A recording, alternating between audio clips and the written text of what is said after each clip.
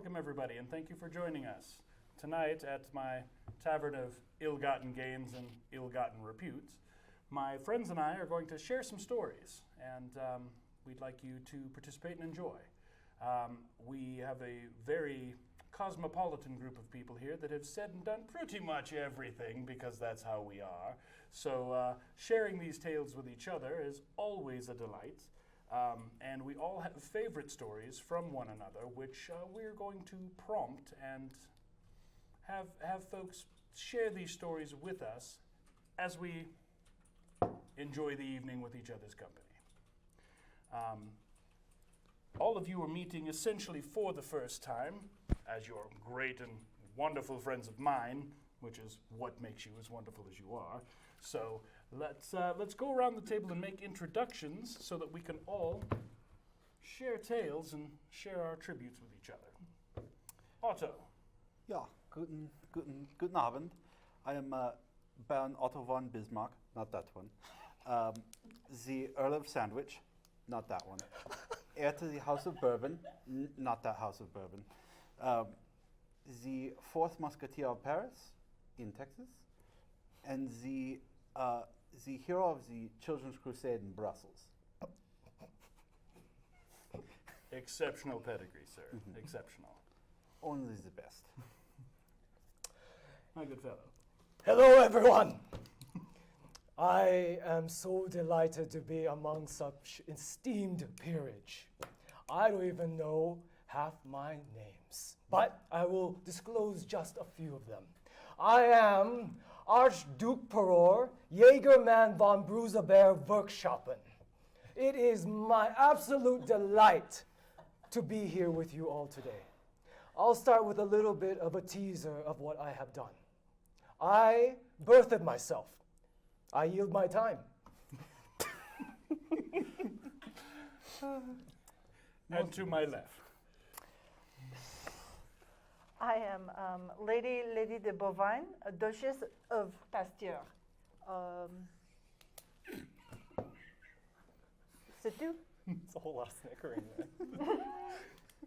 That's in the Valley of Poopin, is it not? Oui.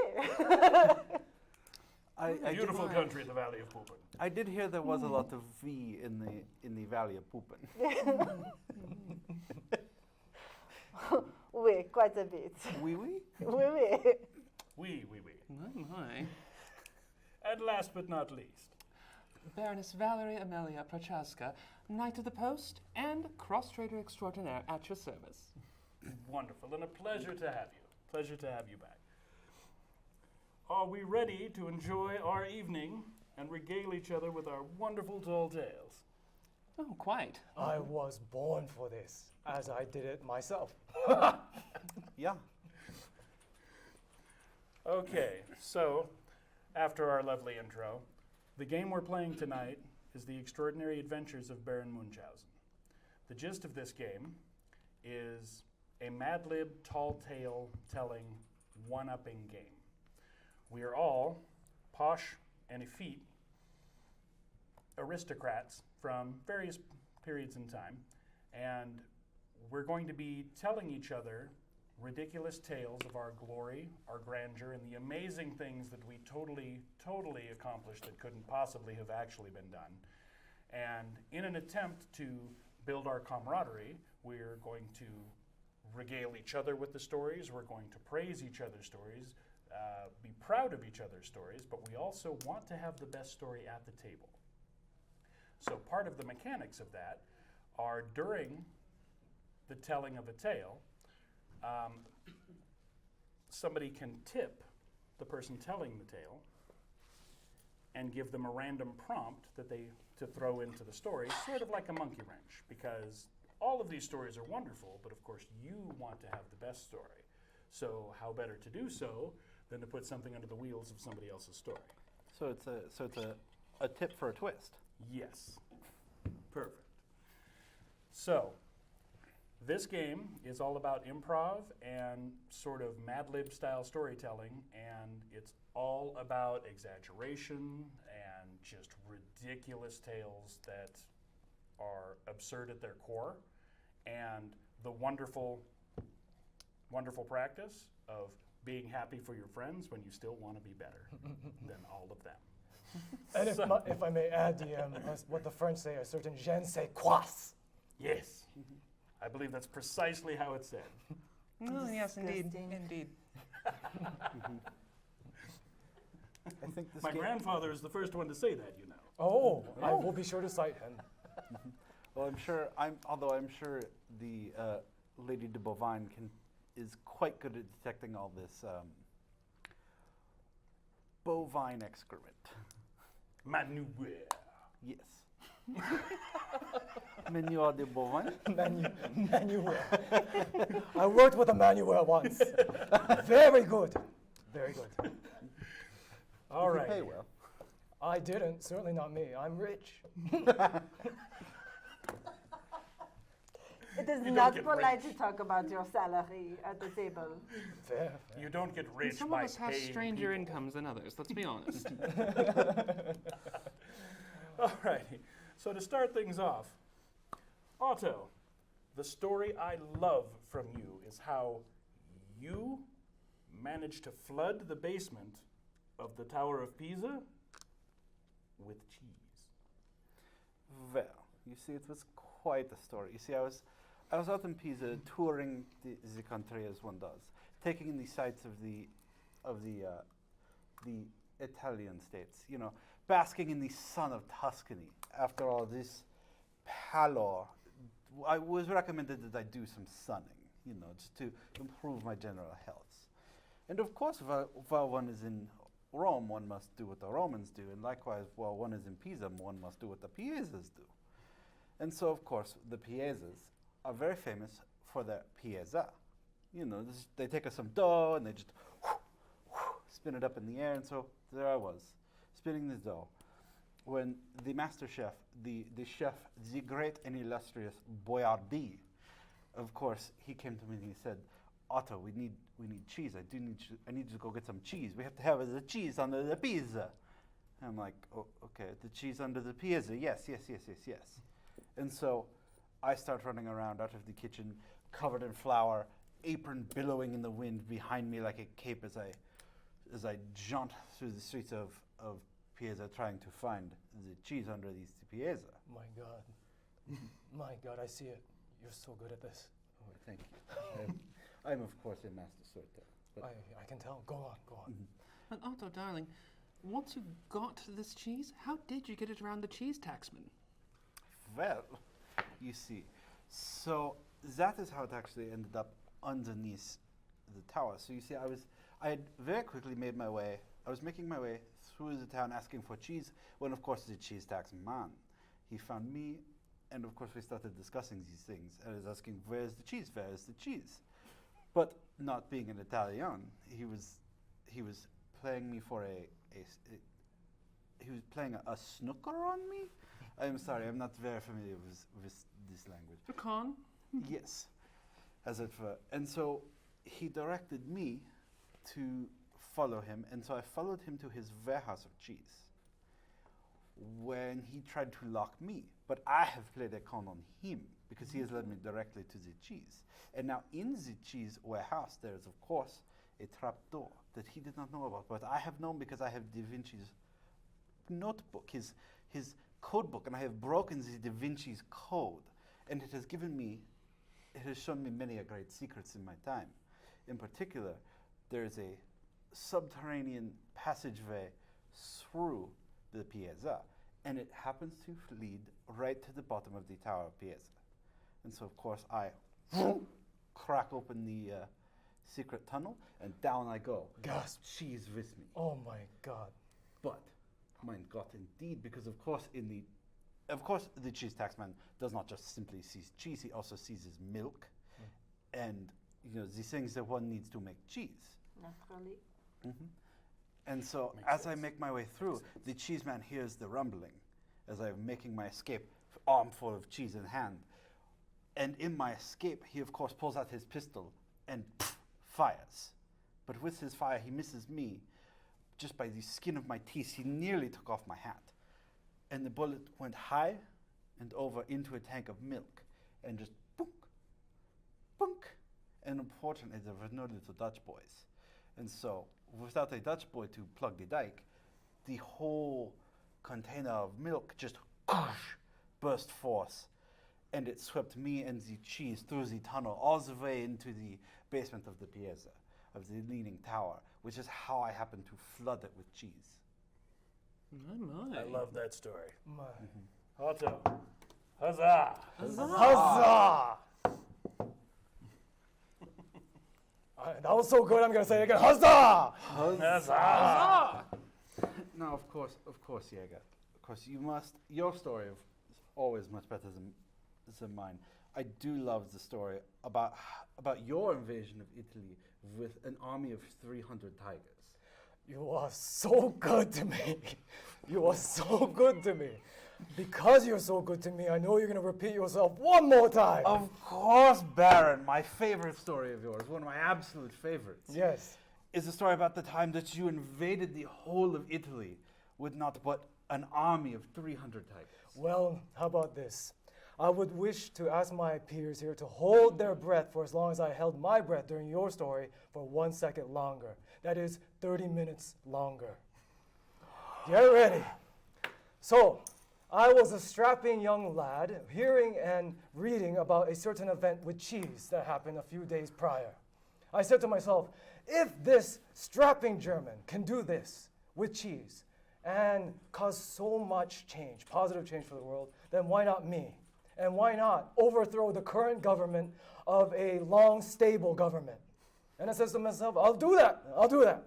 So I gather a few of my friends, and because I'm so well known, and because I have such an extensive network, an entourage, if you will. No, excuse me, that's wrong. Entourage. Correct, that's correct. Correct, Andy. yes. Technically correct. I'm telling a story, yeah. So Pigs. with my entourage Bless you. and through a little something I call snowball sampling, the Moors taught me that one, snowball sampling. But I digress. I managed to amass 1,000, 10,000, I think something short of 100,000 military men, volunteers, each one of them saying, "Oh, Archduke Peror, you just looked at us, and we looked at you, and we said, this is a cause we can follow." You look like a man I could die for. But none of them died. The reason we won that day was because with a single steely look, as we marched to the border, not a single shot, not a single child, nope, got it correct. We have to be honest, and I am an honest man. I also won an award for most honest person in continental Europe, but that is neither here nor there. One child did die. So, but not without trying. I heard it was I a waited child. through. One more It time. was a monkey, not a child. This is fair, but every animal is my child. Every animal is my child. There was a man who was so convinced, I think my brigadier, upper 5-star general, so insistent that for us to succeed on this plan, we had to use a decoy, a Helen of tree, right? A Helen of tree. where they wanted- Gesundheit. Oh, thank you. Where we had to put the monkeys in this wooden contraption, the tree. They cited some sort of historical epoch or what have you, to rules as a rules for the guards at the border of Italy. And I said, no, we have 100,000 men, 100,000. But because I trust my subordinates, I said, do it. Didn't work out as expected. But of course, like any plan, the leader came in, stepped through, but yes, one child was dead. I'm so sorry for these digressions. One of these monkeys, my furry friends, died. You furry children, yes. Having said that, not a single fire was shot, and as soon as we mastered the border, I received a missive, a letter from the standing government of Italy themselves, and they said, we yield. We submit to your power. And I said, wonderful, I'm gonna go back home. Where do the tigers fit in? The tigers. Yeah, it's 300 tigers. Right before I crossed into the boat, I had a dream. I had a dream where I was naked, running through a forest, a jungly forest, with so many tigers. And I said, please don't eat me. Please don't eat me. I don't want to have to kill you with my bare hands. And then I had to. But I made a promise to all those tigers in my dream that whenever I invade a foreign country, they will be in my seal of that country. And that's why the new, and I'm really excited to share this with you, my friends, today, the new Italian government, a provisional government, their seal will be 4 Bengalese tigers. 4 Bengalese tigers. Expect it. We will watch for it, sir. But not a monkey. But not a monkey. No. No. You don't remind the people of the sad times. Then they're not, productive. Yeah, you have to show them the papal tigers. So, in summation, and I'm so grateful for you holding your breath with bated anticipation. Anticipation. Oh, excuse me, anticipationness. His vocabulation is amazing. The grammar is It's certainly parfait. something. Indelectable, I believe the British would call it. It is my delight to say that the free peoples of Italy is a little freer today. I yield my time. Huzzah, sir! Huzzah! But despite that, I don't mean to toot mine own horn. No, of course, of course. It's Now, rather difficult to do, honestly. it is very difficult to do. Oh, not if for few drinks. Well, Now, I've seen some very flexible circus Russians. my new friend here, my new friend. And for mine ears and for the other people in this, is it just us in this bar? I don't even care because I'm so rich and I can't see anything else. Like, all I'm looking at here is money, money, money, money. What else is here? Just keep your eye on the prize. Keep my eye on the price. Barkeep, are there any people here who are not rich? I don't even know. In this is no. In my lesser establishments, yes. Fantastic. I want you to yell your name off on the rooftop so everyone in this general 20-kilometer vicinity knows who you are. Not because I've forgotten, clearly. Oh, of course not. After all, very few people ever forget about Baroness Valerie Prochaska. Verony Bojaskata. Oh, yes. Quite. You must tell me about how you circumnavigated the world without ever leaving your home. My God. My God. Oh, yes, that is quite the story. Well, you see, at the time I was working with magnetism. It was part of this whole thing involving the Louvre. That's neither here nor there. The important part is I had to figure out how to get the magnets to move very heavy things, yes? Well, this one time, I thought I'd got the charges just right, and the foundations of the house just came loose, which causes a bit of a problem when you haven't really sorted out the rest of the locomotion yet. So, thinking on my feet what we had on hand, I had to go through the estate, gather up all of the curtains I could, some of the gowns I really wasn't wearing anymore, shower curtains, everything I could just sew together very, very quickly, extend it out through the windows, just jamming all the curtain rods together, making some makeshift sails. And now, if at least I've caught the wind, it's lopsided, I don't really have a great turning mechanism yet, but we're getting somewhere. Of course, when you start getting somewhere and you can't turn, you really can't go anywhere but a straight line. Oh, my God, yeah. So, thankfully, we had plenty to eat in the estate, but it was quite the voyage, especially once we had to start throwing things overboard to get over the Alps. But as we were coming back around over the ocean, I realized that the magnets were starting to change temperature. And if I could just get them hot enough, maybe I could get back down to Earth. So we had to start a fire. And with everything out on the sails, in order to start a fire, I had to actually get a magnifying lens and direct the sun's light into the fireplace. Now, once everything was there, and we had a good inferno going, everything crashed down right about then, and I wasn't even that far from the Louvre, thankfully, but the magnets were a lost cause by that point. Baroness, it's so riveting to hear it in vivid detail. My question for you was this. What did you make when a rival, lesser baron, walked up to you and said, hey, you stole, I don't know what the accent is in that particular part of the world, but hey, you stole my patent for this fire prismatic ocean weaving contraption. Oh, well, you see, the thing about patent offices is it's really all about who you know. So, I agreed to go with him and get the whole thing sorted out.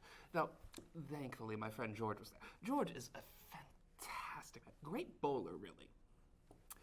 Now, True measure of a man. A bowler. A nice bowler. and with George's assistance, we were able to dig through the files and show that I had actually filed a very similar patent that very morning, the same day he had. So, at which point, as George explained to us was the tradition, the only thing to do was to bowl for it. Wow. And at that point, it was just the clever application of my one remaining magnet. I heard that time favors the rich, and you are rich. Well, I think if you're using your time well, you turn it into currency one way or another. Lovely tale. Huzzah. Huzzah, Baroness. Huzzah! Now, my lady, I know we've only spoken a few times, but this story you should, I think the gentlemen down the end really need to hear it. Could you tell us why you caused the Battle of Marathon to be restaged in every detail on the outskirts of Boulogne? Why, yes. See, my family is, how you say, mixed. My father he is Italian, my mother, she is French. And we were putting together our family history, looking back. And we realized everybody in both families had competed in this war, in this battle. So, since we had moved to Bologna, we decided to reenact that. And I did pay the peasants a bit to help me with that, because we just did not have enough noble blood there to take care of the entire thing. And a child did break his ankle, but Now, elaborate for me. How did you arm all of those peasants like authentic Spartans? well, the trick is to remember that the Spartans were uncivilized, and my peasants already have pitchforks, so it was perfect.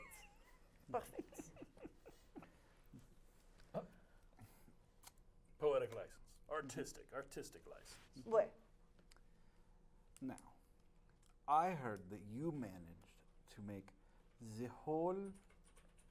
You managed to make an entire naval invasion occur in the borders of Bologna, miles from the ocean. How did you accomplish these? Part of the battle was a naval conflict, yes. A few ships, and my brother, he wanted to test them out, and he said, "Oh no, I don't want to take it to the ocean because then, oh no, it will become dirty with the barnacles." Right? Reasonable. Yeah. Yeah. Sounds like a brother. Right.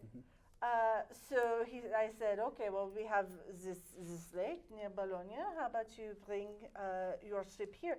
So he paid many men, and they are rolled on logs from the ocean into Bologna, onto this river, into the lake. And we reenacted certain components of the battle from earlier in history on the water. Impressive. Yeah, that's Incredible accomplishment. most impressive. Quite. And 2 in a row. You are a skilled storyteller. Huzzah! No. All right. So after the first round of stories, we'll start where we started at the start. Otto, For who the- entertained you? Oh well, I do have to give it to my lady, the Knight of the Post. Oh, thank you kindly, Otto. I Berber do- Poopin. That is my cousin twice removed, twice included, and partially Exclude? I think that's the word. There's another one. Partially there. dismembered, perhaps. Partially dismembered. Yeah. Disbarred? Yeah. Perhaps nearly handless. Perhaps nearly headless. Yeah. But having said that, I so enjoyed your legal entanglement. I've never been involved with the law, so as you were talking, I'm just taking notes. But I wouldn't be taking notes because I don't know how to write, because someone else does that for me. So, I just want to say I loved your story. Thank you. Yes, yes. Oh, Cough it all up. Sir. oh yeah, yeah. Oh boy, I don't even know what this is. Thank you, sir. Fairness. Oh, I do so enjoy a good war story. We have two to pick from, though one had a child be maimed rather than killed, so I think I have to leave my coins here.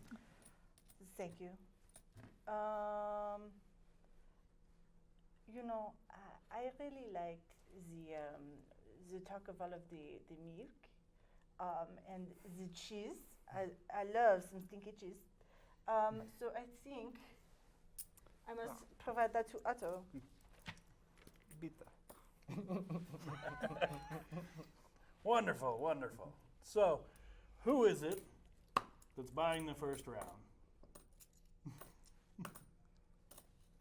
I believe it would be Otto. I would believe. Let's get new rounds for everybody.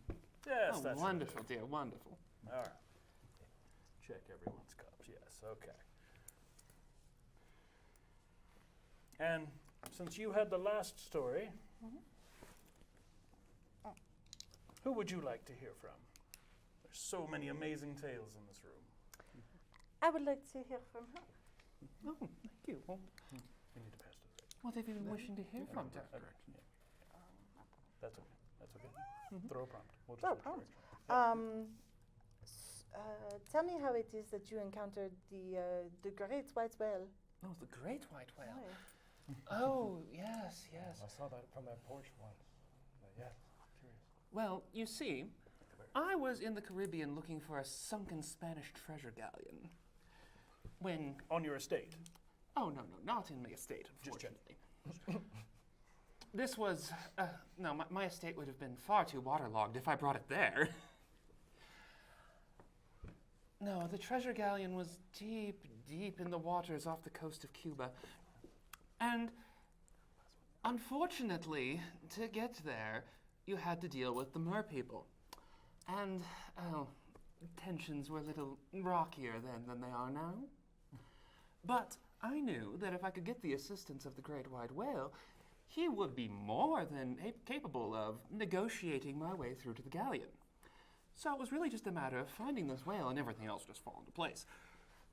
So, there was this man, I believe his name was Ishmael, who was able to give me a lead on this. Told me to look for a wreck.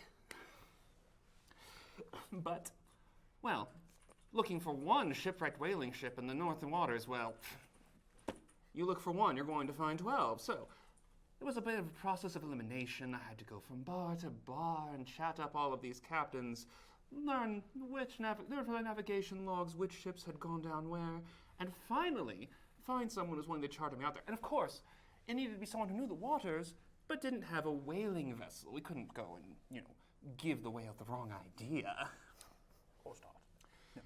So, of course, we found some Scandinavian pirates, climbed aboard their boat, went out into the waters, and, well, we found the whale, but he was presently entangled with one of said whaling vessels. And as we were a Scandinavian vessel, and they were, I'm sorry, Otto, but they were a German vessel, Yeah. again, tensions were rockier back then, and we found we had very little choice but to engage in a bit of high seas daring do, as you do. Yeah, as one does. Oh, yes, of course. So, cannons were firing, men were swinging from ship to ship, and somewhere in the chaos, a swinging beam or piece of rope caught me and threw me overboard. But once I was in the water with the whale, well, it was as good as opportunity as I was going to get, yes. So I explained my situation. Thankfully, I had learned how to grow gills. I have some friends further north. And through them, I was able to breathe the water and speak with the whale and explain our situation and offered him a cut of whatever he would like from the galleon. Turned out to mostly be cannons. It's amazing what chartreuse makeup can do. I don't even know you have gills. Wow. Oh, truly, truly. Wow. But also the southern tradition of gills is much more noticeable than the northern. Oh, duh. Oh, yes, My yes. God, yeah. And the western gills. Ooh, no. And the east Right out. Oh, you do not want You to can't eat accessorize with hungry those, dear. You really can't. No. No. But no, once I agreed to give him every cannon that was aboard the vessel and helped him lash them to his bulk so he could protect his people, he was more than happy to help me get the galleon. And that's how I met the great white whale. I love that story. Baroness. Huzzah! Wow, a new species of human. Of course, a noble would have made it. Fantastic. Oh, of course. Now, sir, I'm sorry, I haven't forgotten your name.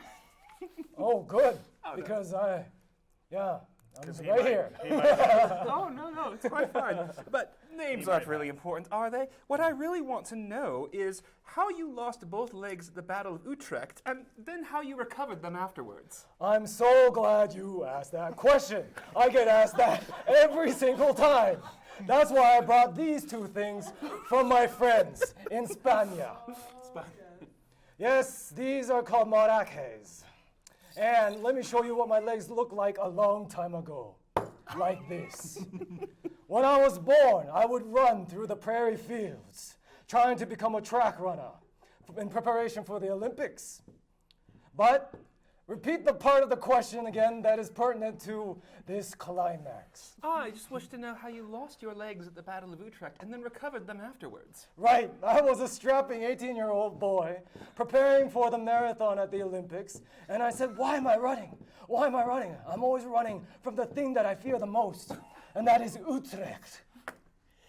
So, in a moment of lucidity, and that's my accent coming in, I'm also part British. Yes, I'm I from never- Jersey in the Americas. I never would have guessed, darling. Of You course hide it not. so well. I've had voice training from the best voice trainers in the world. But I ran back, and I ran and I realized I've been running my whole life. I haven't been running to the Olympics. I've been running away from Utrecht. And I thought, my God, it's because of my squash legs. But if I can just break my legs off and sew them back together with the most advanced scientific know-how in the lands, then I too can do that thing that I did in Utrecht that you asked in your question. Oh, yes, of course. And I did it. I sawed my legs off right there on the road to Marathon. And I found a piece of wood. And let me show it with this analogy of these maracas. I did that with my legs. I did a little bit of that with my legs. And boy, did my bones did shook. They shook like every choir in the American South. Now, how did you deal with the termites and all of that wood? The termites, yes. As every person who's ever asked me about this story knows.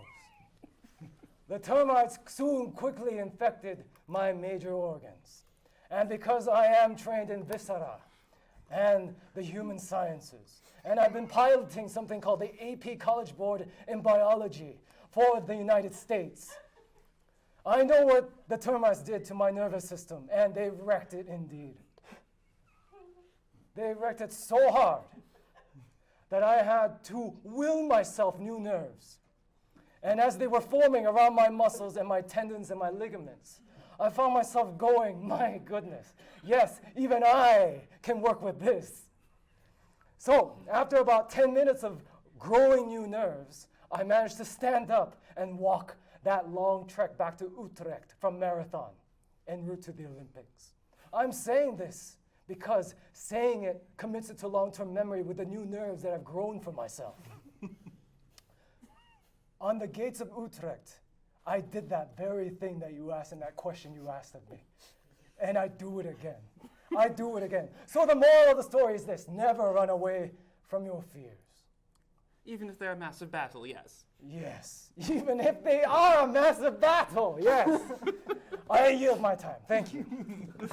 Huzzah, good sir. Huzzah. Now, I have monopolized the air of this august body. I'd like to give back a little bit with this tree that I brought in and ask you, my dear Otto, Yeah. what was it like to fall from the moon to the earth? Well, you see, first we must discuss how I did indeed make it to the moon in the first place. Which, of course, is the most critical part of falling, is that you have to get high. This is true. And so, of course, using the greatest technology of our times, This is true too. the greatest technology that we possibly could find, I gathered my heat, and I gathered some herbs that combust quite well. And you see, I gathered them into a large pile. And then I lit them. Oh, gasp. And I took the fumes from these combustible herbs and I used it to fill a balloon. And I rode this balloon up into the sky, as one does, all the way up to the moon. Now, Otto, how did you deal with the celestial currents? Because surely your balloon would have been blown off course to Venus that time of year. Well, of course. So you see, the second bit of the great works of the modern age was that have you heard of the Otto cycle? Oh, I don't believe I'm familiar. Please elaborate. Well, you see, the Otto cycle is this property that allows you to take the fires of the earth and cram them into a steel machine that will then spin repetitively over and over so long as you feed it the blood of dead dinosaurs. And so I took this machine and I attached to its spinning end a large set of blades, sharper than anything, and they can cut right through the Ethereum, right to the Acer, that allows me to sail right past the celestial currents, which no man has ever done before. Because you are correct, I would have ended up right at Venus and not at the moon. Oh, no, thank you for enlightening me. Yes, because of course in April one cannot simply float to the moon. Oh, I just got the joke there. No man, but you're a human. Ha! Correct. Oh. And so of course I made it to the moon, and the moon people of course greeted me as of course I have been before, and I am their long-standing ally, and on two occasions their king. But of course, Don't the lunarians eat their kings? well, yes, they do, which of course is why I had to fall from the moon, because of course at the end of April is of course the royal feast. Yes. And hereupon was where I discovered that of course they do eat their kings. And I said, no, 999. This will not happen today. And so with a 1 and a 2, and then remembering my good friend Jaeger and his struggle with running, 3, 4, I took a leap off of the moon. And of course, you know, the moon is very low gravity. Oh, yes, And yes. so I sprung off the moon and dove through the Acer, all the way back to the Earth. And of course, this time I was buffeted by the celestial currents. Now, this is a pocket of ignorance for me. Just one of the many little ones. We're talking course. probably 2 centimeter pocket of ignorance. Yes, of course, a very tiny pocket. Did a you, bitty pocket. when you're falling from the moon, can you see the United States? The what? The whom? Of America. Of Oh. America. The new colonies. The new colonies. Where I'm from Jersey. Ah, the rowdy boys. Yes. The rowdy boys, Yes. Yes, you can, but only just. Wow. It depends, of course, on the time of year. Oh, naturally. Fog, fall. Also the angle. Oh, A squared, B squared. Yes. Yes, correct. Yeah. You know, you of course, a brilliant scientist in your own right. I am a naturalist. I look outside. Indeed. Go ahead. One sorry. must of course sup from the divine of nature to really understand the nature of reality. And I have supped Deeply, I'm sure. deeply. And Yes. so with that, I dove swan-like right through the celestial currents. And of course, they blew me almost off course. But I have, of course, also developed, have you heard of the wingsuit? No, that's new for me as well. Well, I heard I heard it resembled a big squirrel. it does indeed. So I did get my idea from a squirrel. Mm. Now that I'm remembering, I do remember in the Americas, as you have called it, they do have this squirrel. It is a variety of a small, like a field mouse, but larger, and it lives in the trees, and it jumps tree to tree. And when it spreads its arms, it of course has a sail underneath. Oh, no. And I saw this and said, well, if a squirrel could do this, why not man? That sounds like a terrifying creature. Truly, they are horrifying. I do not know what possessed God to make such an abomination, but no one shall best Otto, not even God. And so, of course, I developed a wingsuit for myself, and I just kept it very subtly employed underneath my lederhosen. And so with a quick, I deployed my wings, and I sailed through the ether all the way back to the earth. Oh. And then I set foot down on the fields and had myself a nice cup of tea. Did Otto ever make it? Indeed I did. Indeed I did. Oh. And of course, if I had I not, I would not be here today to share this story with you. Oh, that makes sense. My God. Huzzah! A wonderful story, Otto. Huzzah! Huzzah. Huzzah! Whose story entertained you? Oh, did we? Wait, I don't think we. I don't think the lady has No. has told the second No, story. yet. indeed. Barkeep, you don't drinky too much. Yeah, well, the best part about owning the bar is Not paying for the cognac? inventory. Oh, yes, yes. Of course. I would and like some more and expensive active cognac, management. please. Of and course, you good must start maintain your every quality control. But, Madame Le Bovine, would you perhaps tell me the time that you went to a Venetian masked ball? I love this story. Where you were at the Venetian ball in Venice for the Carnival, where no man, but every woman recognized you. Just regale me with this tale. Oui. It was holiday, and I decided to go on un petit voyage avec my husband. And we decided to, pitter-patter around most of Italy, since we are from Bologna. And so we made our way, we decided on our journey to stop in Venice, so that we could go to one of these famed Venetian mask balls. And it was quite shocking. I am used to getting a lot of attention, but I did not get as much attention as usual. And my husband, he did not seem to know I was with him most of the time. It was very, very bizarre, I think. But I panicked. I said, my husband, he cannot see me, so what do I do? So I go to the ladies' room, and I am crying, and I am crying, and I am crying. And I'm so sad. And this woman walks into the room, and she goes, "What's wrong?" And I said, "You can see me?" And she said, "Yes, of course I can see you. You're standing right there." And I said, "Oh, thank God." And I ran out of the women's room to my husband, and I said, husband, look at me. Nothing. The concierge, nothing. Nothing from any of the men in the vicinity. Only this woman. And she comes out of the bathroom and she says, "Yes, I told you I could see you." And I say, "Then why can my husband not see me?" And I do this in front of his face. Yes? Nothing. Nothing. She walks up to him. She does the same thing. He says, "Hello, madame." She goes, "I have it on good authority. You have a wife." And he says, "What wife?" And I say, Scandalous. me, your wife. And I start crying and crying and crying. And that's when I realized that I still have not dressed for the ball. And it is very important that I be there.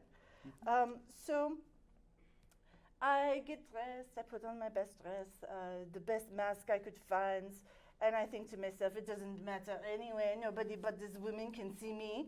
And I get to the party, and it's a pretty good pairing because of all of, the wives and the husbands, pretty equal balance. And I notice the women see me, they look at my dress, they gasp, they love it. The men look at me, they see nothing. There's nothing from any of the men. And I said, oh, what do I do? What do I do? And then my husband looked at me and he says, I see you. I have seen you the whole time. This was a big joke. Everybody here is in on it. And they laughed. They laughed at me. I'm sorry. That's terrible. That's awful. It was awful. But then did you cry? But then I did cry at this Venetian ball. I cried and cried. Now, I have to ask, how did you deal with the fact the Pope made it illegal to cry at the carnival? Well, you see, I knew it was illegal, so my mask, it had little flaps that looked kind of like eyes, and you just kind of slot them in place. And then I cried behind my mask the entire time. Yes. Genius, actually. That makes so much sense. Genius. I'm prepared. I feel And deeply. they must have had some tiny pockets, much like your very few tiny pockets. Yes. Oh, there's a pocket of ignorance. Oh, tiny. Oh, it's full. Oh, look at Oh, this pocket of ignorance. Oh, it is full of her tears. Huzzah! I think it was size for that child that died. Oh, what child? Joking! Well, come now. It was only one, and it Nope, one death is a tragedy. But please, The meaning of children, though, that is okay. It's expected. I've heard that it is okay in what do you call them? The United States? the United States of America. I believe it was named after Amerigo Vespucci, a Spanish explorer who found. Oh, this is not a. Okay, as much as I have pockets of ignorance, I have the opposite, right? Yes. I've got what you call zippers of knowledge. Profound, prodigious knowledge. Oh, you undo them and it Massive flops Massive. right out? I'm sorry? You undo them and it flops right out? You could say that it's an inseam, like if it were an inseam, it would be 34, 72 inches Yeah. of, that is of just a mighty- zipper of knowledge. That's how much knowledge I have. Yeah, that's a big zipper. Yes, A mighty zipper. a mighty zipper. Mighty zipper of knowledge. Yes, From which it just flops right out. I feel like the air. A sad story. A sad story, but it must be a wonderful tale in the Valley of Poopin. Yes, my husband thinks he is very funny. To your tale and your fame. Huzzah. Huzzah!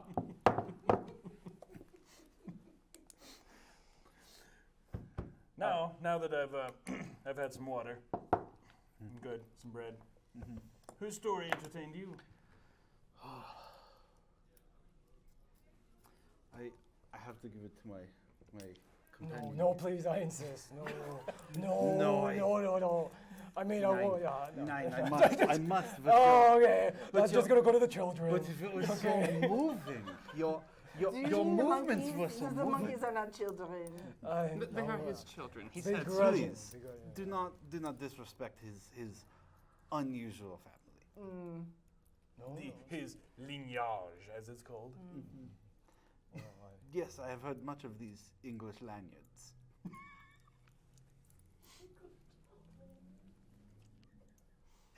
You, sir, I whose qui- story entertained you? I quite enjoyed Madam's story here. It moved me to tears.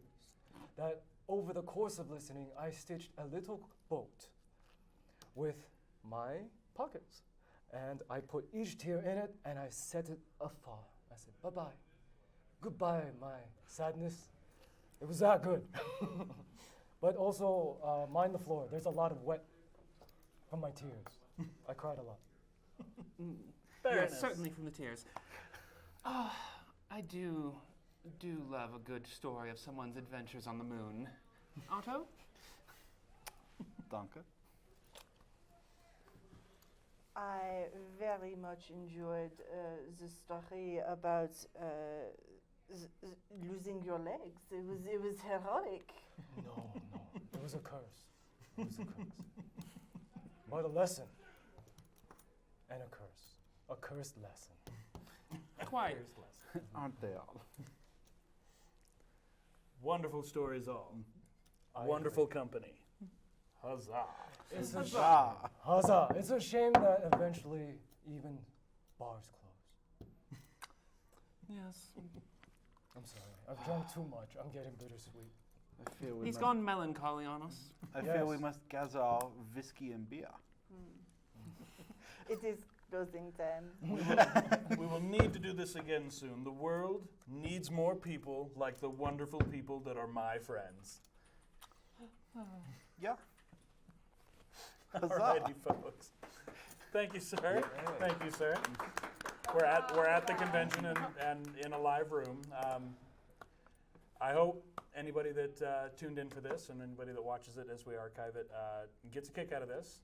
This is an incredibly fun game, and we have some incredibly creative and very energetic folks in our group, Mythical Family, and games like this are amazing with the talent that we have. So this is something that I've been waiting a long time to do, and this seemed like a great opportunity, and I'm really glad this came together. So thank you everybody for watching. Thank you everybody for participating. This is something I've wanted to do. This is literally a bucket item gaming list for me. This is on my gaming bucket list, and I'm really glad I got to check this off with all of you. Hey, Huzzah! this is a fun system. It's fun. Yeah.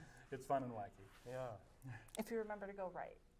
Yes, yeah, it's okay. It's okay, actually. We just went with switching the was other fine. right. Yeah, it's the other right. Switching was fine because then it's not the same people giving prompts each time, so that actually worked out okay. That actually worked out okay. The coin passing we need to dial in too, because actually I think Oh everybody's no, supposed we've to got sort to of do it again? Oh no. All right, from the top, everybody. from the Oh top. no. Yes, How I'm horrible. sorry I came in late, so That's okay. I don't know what the coin passing was about. It's just sort of the scoring for the game. Everybody starts with 3 coins, and we're supposed to be telling stories to each other and sort of fake reveling in everybody else's ridiculous tales that of course can't be real. But of course, for our pride, we want to have the best story at the table. So the coins are what we tip everybody at the end. We give all of our coins to the person that told the best story, but along the way, we can try to whammy somebody else's story because we want their story to be good, but we want our story to be better. So we can throw a wrench in their story and give them a prompt. They have the option of rejecting and saying, no, I believe you remember that incorrectly, or no, that was my uncle, or no, that was a different time. And so they don't have to take the prompt, but if they do, they get the coin. And they have to work that into the story.